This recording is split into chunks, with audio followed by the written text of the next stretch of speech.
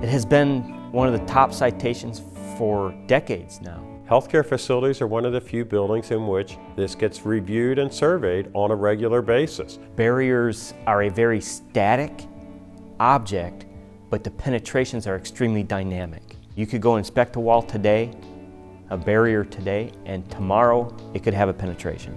I know a lot of hospitals have wonderful programs, and I think there's still a sense of frustration by the Joint Commission and others as to why this appears to be a recurring problem. Another issue with these sightings, these findings that we're seeing facilities experience from the Joint Commission is that the Joint Commission surveyor is using the life safety drawing.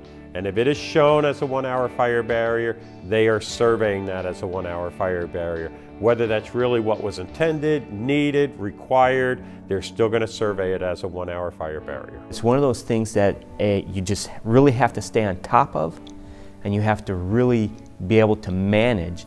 And because we haven't really focused on managing our barriers, I believe that's why we see this being a continued issue. I think there's a couple of things that facilities could look into with regard to barrier management. Most facilities have an above-ceiling work permit program. The problem is that people don't always obtain those permits, and there appear to be some challenges as to how to make sure the people who should be getting the permits have in fact obtained the permit. So you really have to empower everybody within the facility. And by empowering everybody and making everybody aware of the importance of the above ceiling program you have and how to monitor it and who to contact, you can really reduce the opportunity for penetrations to happen that you don't know about. If you expect one person to monitor your barrier management or your above ceiling work permit program, that person can't be everywhere, every time, throughout 24/7 period. The purpose of the Joint Commission, UL, FICA, and ASHE Barrier Management Symposium is to increase the knowledge and the skill sets of maintaining and managing systems, barrier systems.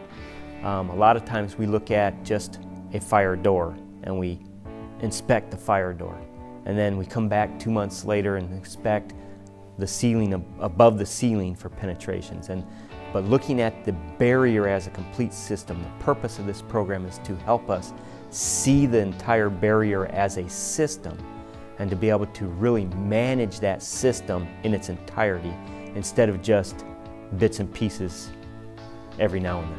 I think a participant or a member who attends the Barrier Management Symposium will leave there with a better understanding of the barriers in their facility, what some of the basic code requirements are, and I think they will receive a number of tips as to how they can better manage those barriers.